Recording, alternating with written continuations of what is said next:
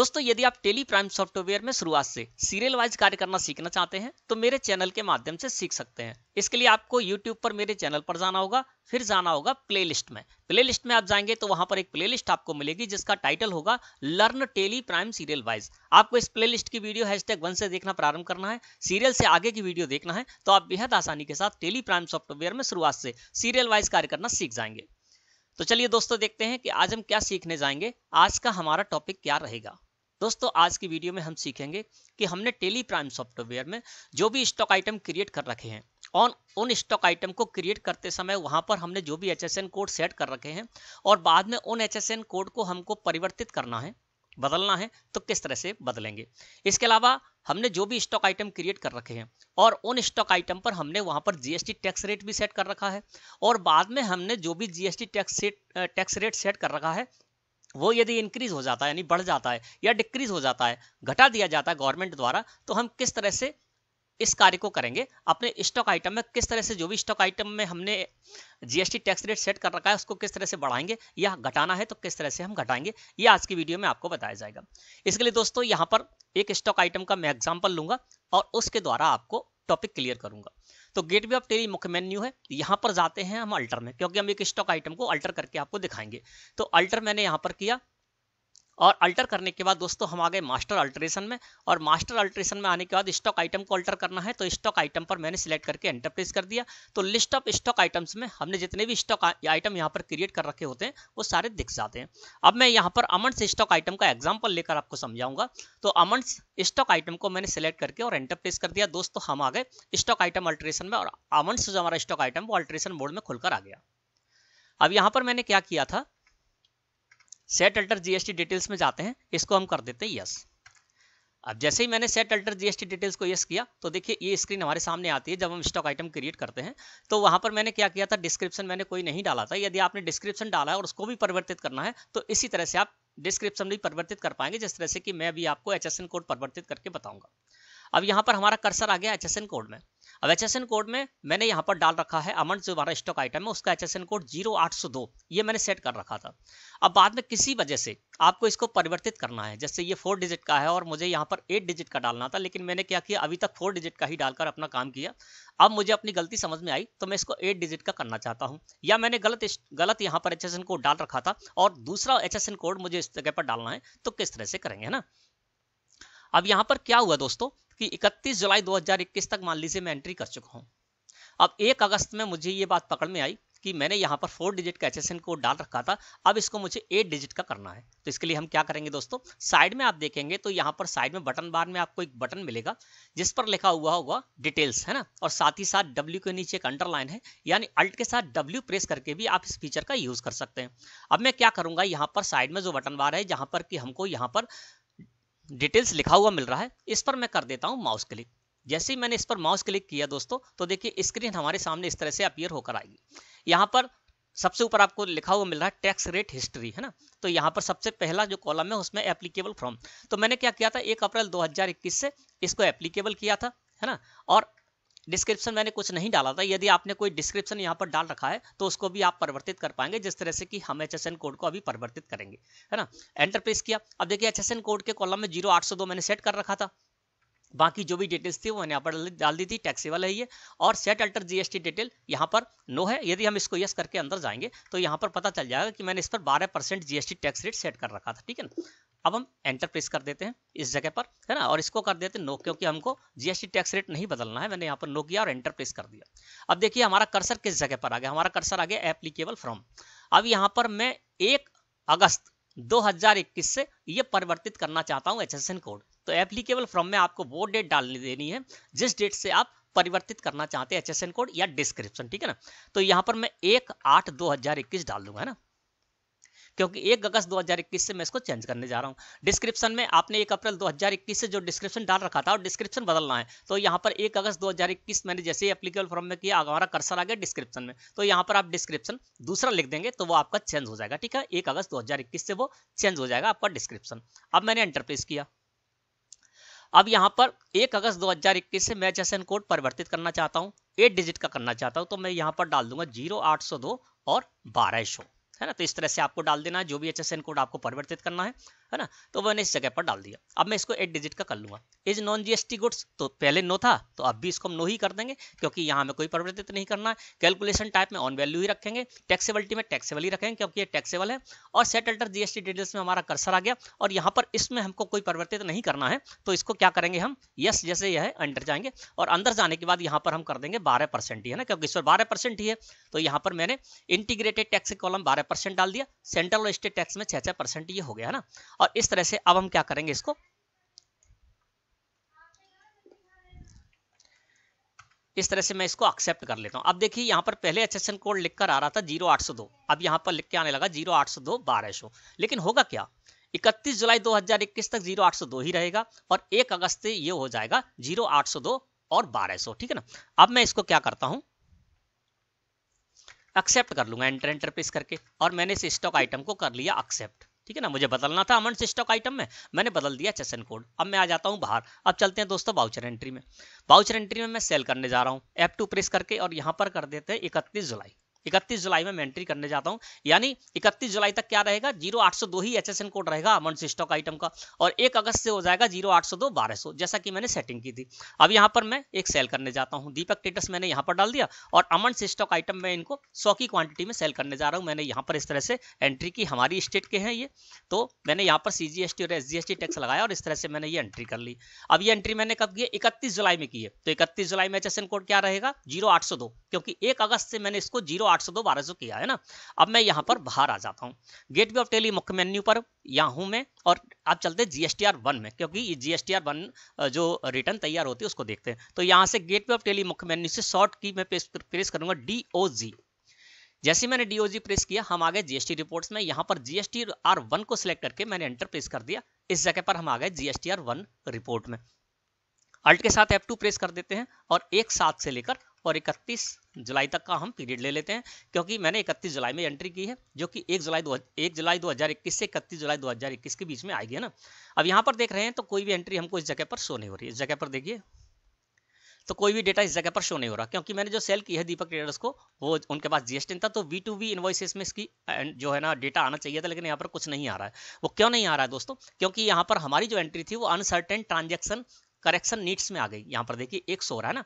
तो यदि आप हुआ यह है कि दीपक ट्रेडर्स का जो मैंने लेजर क्रिएट किया था, वहां पर मैंने ऐसे ही कुछ भी GST डाल दिया था, है ना। तो वो क्या है, अगर आप कुछ भी ऐसे ही GST डालेंगे तो आपको भी ये प्रॉब्लम आएगी। तो मैं आपको प्रॉब्लम का सॉल्यूशन भी बताने जा रहा हूँ, ठीक है ना। तो जब भी आप यहाँ पर आए अनसर्टेन ट्रांजेक्शन में, है ना, इसमें जैसे 1 दिख रहा है, यहाँ पर यदि आपको 4 दिख रहे हैं, तो इसका मतलब क्या है कि आपकी 4 जो एंट्री मिसमैच में है, उनको आपको सही करना होगा, और तभी उसका डेटा यहाँ पर टेबल में आएगा ना। तो यहाँ पर क्या करना है, मैंने अनसर्टेन ट्रांजेक्शन को सिलेक्ट करके और एंटर प्रेस किया, इस जगह पर आ गए, और यहाँ पर नीचे आ जाना है आपको, है ना। तो यहाँ पर मैं आ गया information required to generating table wise details for not provided, है, इसको सिलेक्ट करके एंटर प्रेस किया।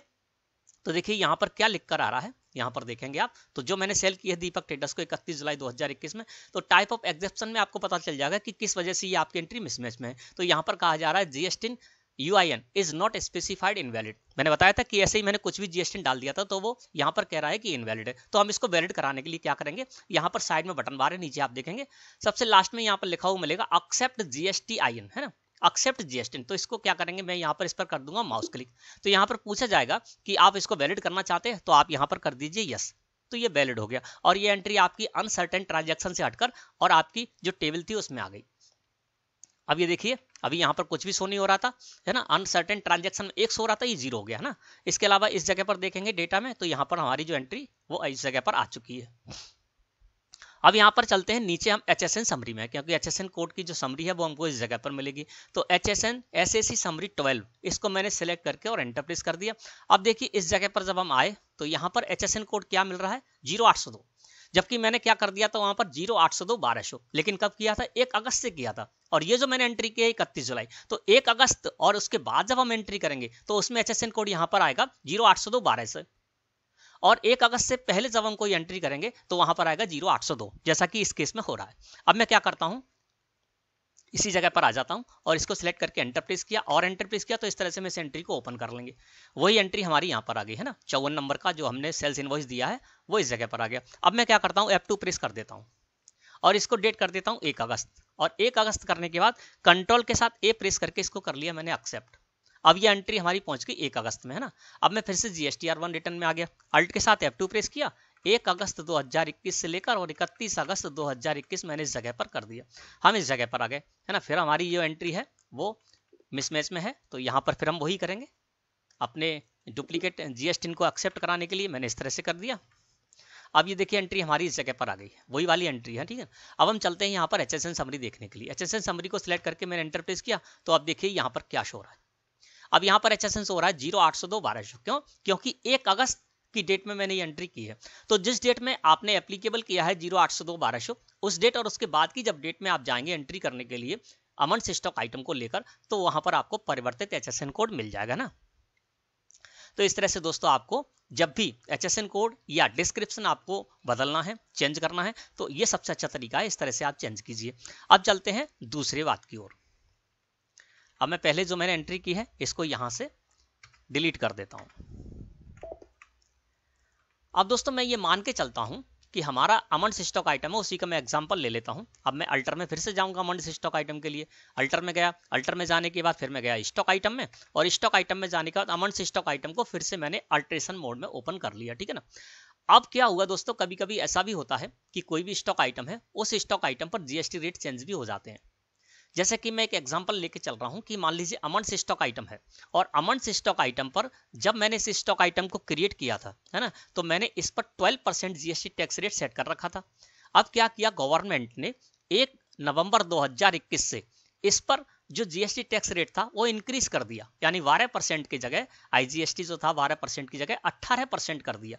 तो मुझे भी 18% करना होगा, नहीं तो क्या होगा 1 नवंबर के बाद और 1 नवंबर के बाद जब हम एंट्री करने जाएंगे तो वहां पर 12% ही टैक्स कैलकुलेट होगा। क्यों? क्योंकि मैंने 12% इस पर GST टैक्स रेट सेट कर रखा है।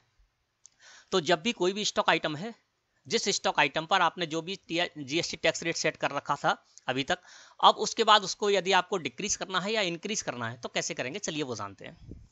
अब हम कहाँ जाएंगे, नीचे आ जाएंगे इस जगह पर, है ना, क्योंकि यहाँ पर मैं आपको दिखा देता हूँ। यहाँ पर क्या है, GST टैक्स रेट जो मैंने यहाँ पर सेट कर रखा था वो 12% मैंने कर रखा था। अब इसको मुझे 18% करना है, तो कैसे करेंगे।